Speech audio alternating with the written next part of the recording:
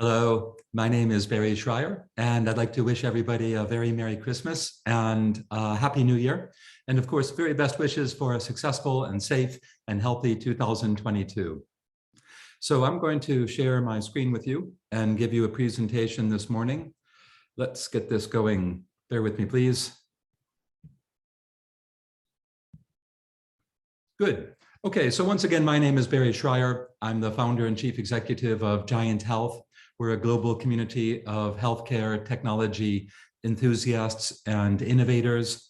And today I'm giving you a presentation about how to take a business idea and convert it from an idea into a successful business, or how to assess an idea. And so what I actually am doing here is giving you a bit of information about how I would like to help you and to support you in the future. So my informal title for this presentation is How Can I Help You? However, the official title of this presentation is Idea to Success, Writing a Business Case. So here's my contact details. If any of you would like this PowerPoint slide presentation, or if you'd like to discuss any of your business ideas with me, I'm always available. It'd be a pleasure, and I'd be delighted to do whatever I can to help and to support you.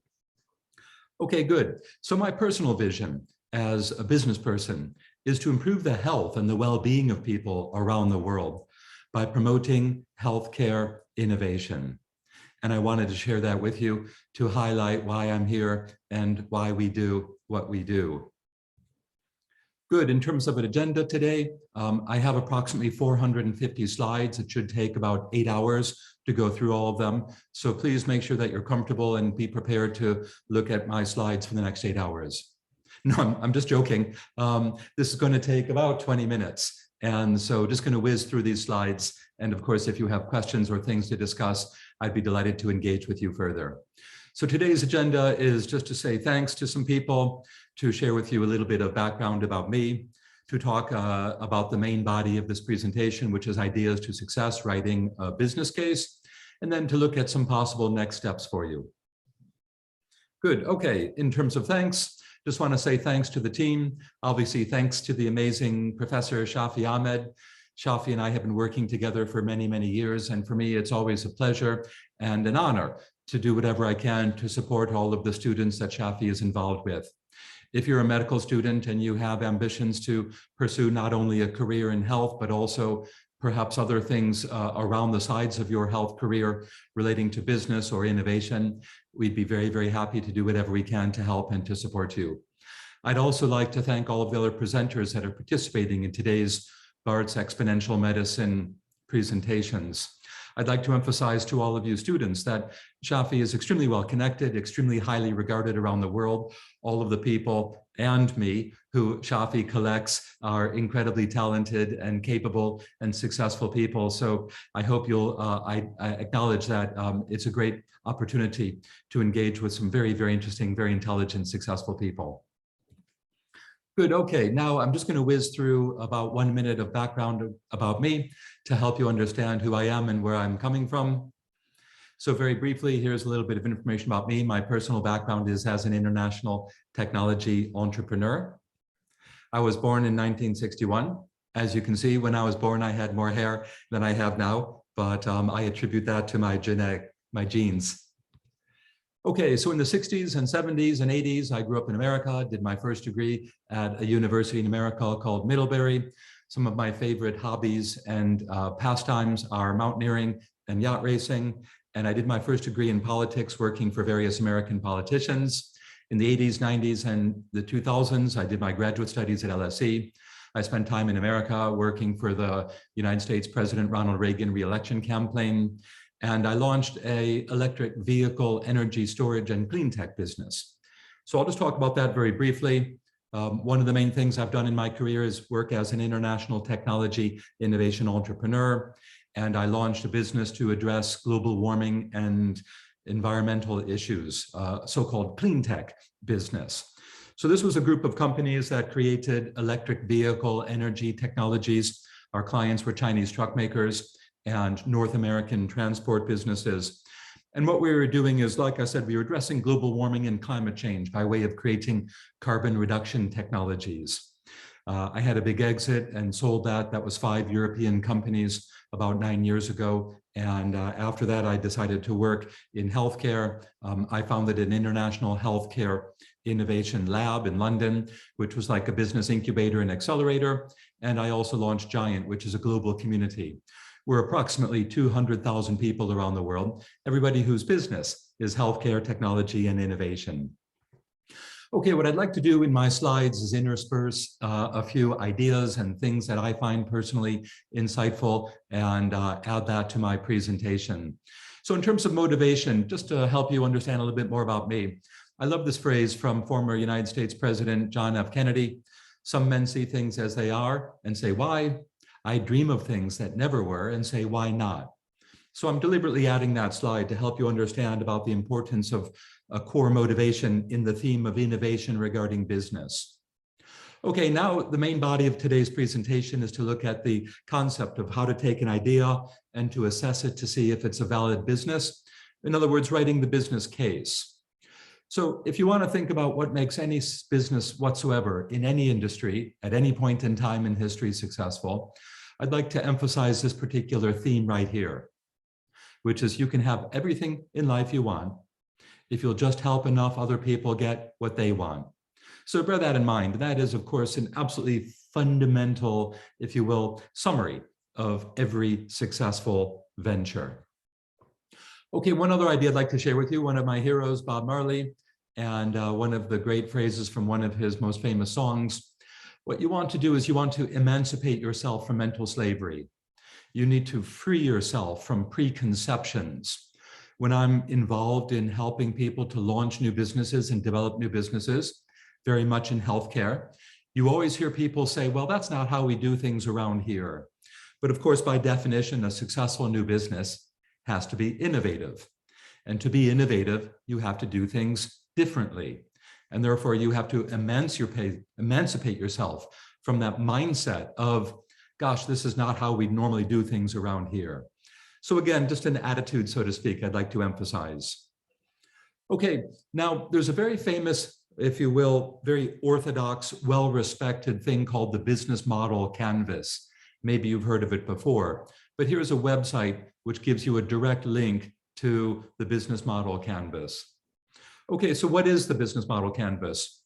It's a framework which allows you to assess a business idea and to put it into a very short, very simple, like I said, framework to identify what would be involved in taking that idea and turning it into a business. So you can go to the website, as I've given you a link already, and you can create a new business model canvas. If you have any trouble getting to that link, just message me and I can help you out. So what is the business model canvas? It reflects the business model and the key elements of any correct business model. Those would be what are listed here in the bullet points: key partners, key activities, the value proposition, customer relationships, customer segments, key resources, distribution channels, core structures, and revenue. So looking at each of these individually, I'm not going to go into too much detail, but once again, don't hesitate to message me if you have questions or if you'd like to drill down further. So key partners. So you have to say to yourself, if I have an idea and I want to turn that into a business, who are the key partners that I would be working with? Who are your key suppliers? What are the motivations for those suppliers to work with you? And you want to think those things through, and you want to write down answers to those. Relating to partners, as a side note, I want to mention a very famous aspect of success in business, which is OPM and OPB, other people's money and other people's brains. Unless you are one of the 1 in every billion people on earth who's just an absolutely extraordinary, unique genius, like Steve Jobs, for example, the founder of Apple Computers, unless you're somebody like that, the success of any venture that you launch will rely on other people's money and other people's brains.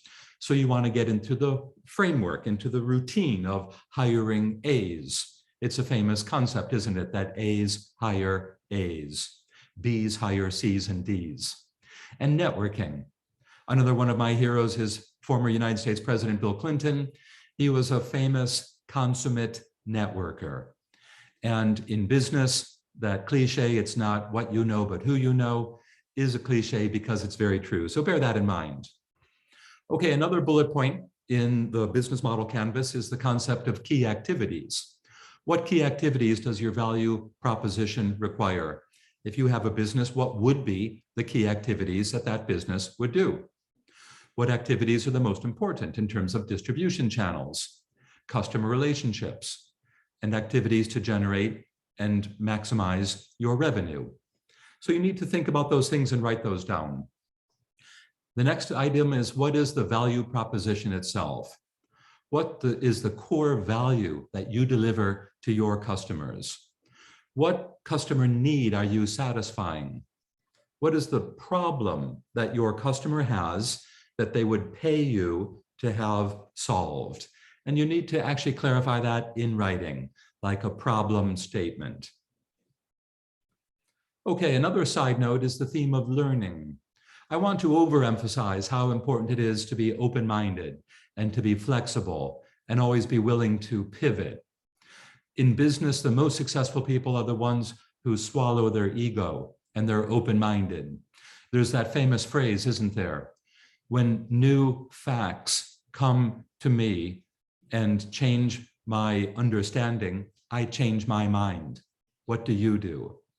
So you want to, like I said, be open-minded. There's that famous, if you will, little quote from Steve Jobs at the graduation presentation he gave to Stanford University graduates, where he quoted that little phrase, stay hungry, stay foolish. So here in the slide are examples of early developments of the technology which led to the invention of the mouse. And of course, Steve Jobs was famous for taking a lot of these innovations and incorporating them into early Apple computers. So there's an attitude here about business success I want to emphasize. Okay, another element of the business model canvas is customer relationships. So what relationships do your target customers expect you to establish? How can you integrate those into your business? Relationships with partners, relationships with suppliers, relationships with intermediaries. And you want to be able to write all those down into your business model canvas. Okay, another side theme is practice regarding relationships, regarding how you will engage with your partners, your suppliers, your customers, your other international strategic collaborators. You want to practice these things.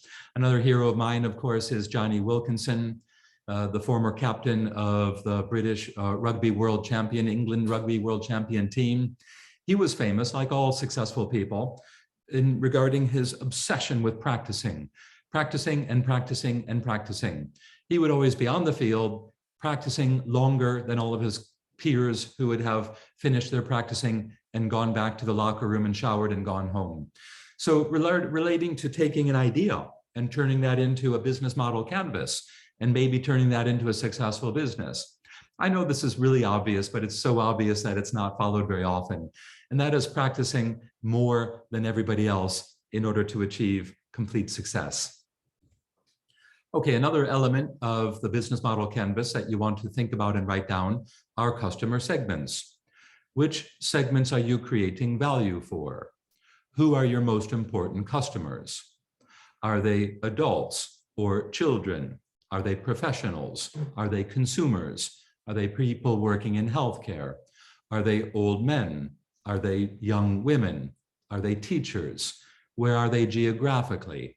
So you want to learn about segmentation and you want to write all of that down and you want to get as narrow as possible. Very, very few successful businesses serve large, broad segments. The narrower you can segment your audience, the more likely your idea can be turned successfully into a business. Okay, another element of the business model canvas is key resources. What key resources does your value proposition require? What resources are the most important in distribution channels, customer relationships, and that type of thing? So you just want to write down what are all the things that you will need to take your idea and to turn it into a business. Do you need equipment? Do you need an office? Do you need to recruit people? Do you need to provide equipment to those people? Are you making things? Do you need other types of services, resources that you have to bring on board to take your idea and to turn it into a business? Okay, distribution channels, of course, is an extremely important core element of every successful business. Distribution channels, meaning how do your customers get your product? Are you manufacturing something which will be made in a factory, then delivered to a distributor? And will the distributor then take that item that you have created and deliver that to a wholesaler? And will the wholesaler then take that item from their warehouse and deliver it to a retailer? And will the retailer then take your item and put it on the shelves in their shop so your customers can buy it? Or is it a service that you're delivering? So your distribution channels, the way you are reaching your customer, will be online, for example. And how will those channels integrate with your customer care and the way your customers have natural routines? For example, there's a new, if you will, challenger bank in the UK called the Metro Bank. They, I think, have been around for about 10 years. They're very, very successfully challenging the main banks in England, which have been around for over 100 years and are very sleepy and offer terrible, mediocre, low quality, average services. So Metro Bank, I think, was the first bank in England to be open weekday evenings when customers would like to visit their bank. And Metro Bank was the first bank to open on weekends when customers would like to visit their bank. So that's the point I'm making. How can your distribution channels, your route to market, your way of reaching customers be integrated into your customers' routines? I hope that's a helpful analogy. Okay, now expertise is a funny thing. If you're a medical student, you're training to be a clinician and your development of expertise is fundamentally important. That's obvious. But in business, it could be the case that expertise is not so important. Here's an example, of course, of people who did not have expertise. Two brothers running a bike shop ended up designing the first heavier than air machine and flying it. Of course, this is the Wright brothers back in the early 20th century. And the famous phrase is Orville Wright didn't have a pilot's license. So the simple point is, in business, you don't want to say to yourself, I have an idea for a business. I would like to investigate launching this business, but I don't have a business degree. I haven't been working in business for 15 years. I don't have a track record of success in business. Therefore, I probably shouldn't launch this business. Well, that's not the case. So you do want to be a little bit skeptical regarding that theme of expertise. Okay, another element of the business model canvas is cost structures. What are the main costs in your business? Which key resources and activities are most important? So you actually need to write all those down, and you want to write down something like a cash flow forecast. How much money would you spend every month across every month of the year in lots of different rows? One row might be fixed expenses, like renting an office. Another row might be variable expenses, like buying materials to make the product that you want to serve your customers with. So you need to write all that down. What are the costs? What are the most expensive? And of course, there's a lot more detail I can talk about here. So once again, if you have questions, don't hesitate to message me. Okay, revenue. So this is a tricky one, obviously, but fundamentally important. So what value are your customers willing to pay? Are you solving a big problem for your customers, like getting you from your customer's house to their vacation destination? And are they therefore willing to pay you a fair amount of money for that? Or are you solving a very, very small, simple little problem for your customer, like giving them some food made near to them where they live, and they're not willing to pay an enormous amount of money for that, but if it's tasty and convenient, they'll pay a little bit for it. So you need to peg that, don't you? And what do your customers pay now for your, if you will, competing products and services? How would they prefer to pay? And how much does every revenue stream contribute to the overall revenues for your business? So you want to write all these things down as you're assessing your idea and trying to make a business case to convert your idea into a business. Okay, another theme I want to mention is the concept of perseverance. What you need to do is you need, of course, to figure out how to be immune to failure. So if you look at this little list of the track record of somebody, this person, as you can see, had a rather difficult life. Lots of failure, lots of rejection, lots of hardship, lots of bereavement in his life. However, this person was successful because, among other things, they were immune to failure and they persevered. So that list of, if you will, tragedy and hardship and disappointment in one life actually was this person, of course. This was United States President Abraham Lincoln, another one of my heroes. So just a little side note about the importance of perseverance and trying to develop habits of being immune to failure. Okay, so we've looked at the whole business model, Canvas. We've looked at all the key elements of it. You want to take this document and you literally want to write out notes for each of the sections here to help you take your idea and to write the business case, to frame the idea, and to cover off all the necessary themes which make up your business concept and which would be necessary to address to have a business.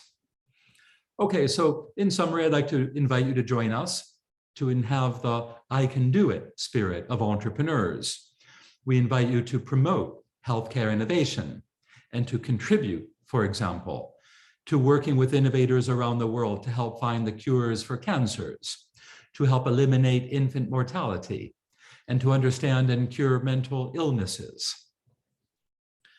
So the next steps, I'm just going to talk to you very, very briefly for 1 minute about my business, Giant Health, and opportunities for you. So we are a global community of nearly 200,000 people, everybody whose business is healthcare, technology, and innovation. Our vision, as I mentioned before, is to improve the health and well-being of people around the world by promoting healthcare innovation and supporting health tech entrepreneurs. So we invite you to join us year-round. We have a lot of students working with us in 3-month internships, in 6-month internships. We have students working as volunteers at our big annual international events. So if you see the link on the slide here, we invite you to message us, make contact with us, and we'd love to offer you opportunities to learn about business directly and the world of innovation in healthcare. Okay, the final thing I'd like to emphasize is that I invite you to conquer your fears. We all have fears. We all have things which hold us back. And if you take steps to conquer those fears, you certainly can accomplish more in less time and help more people.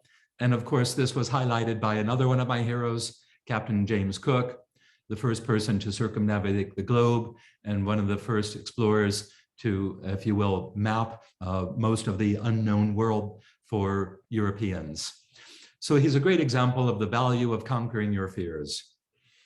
Okay, we've talked about learning, we've talked about persevering, we've talked about practice. I've given examples of the value of that with some very long-term historical metaphors. And I invite you, in summary, to live for your hopes and dreams and not for others. I hope this presentation has been helpful. I hope it's been interesting and educational for you. Once again, if you have any questions, don't hesitate to message me directly. Once again, paraphrasing from one of my heroes, Steve Jobs, I invite you to have the courage to follow your heart and intuition. They somehow already know what you truly want to become. Thank you very much and good luck.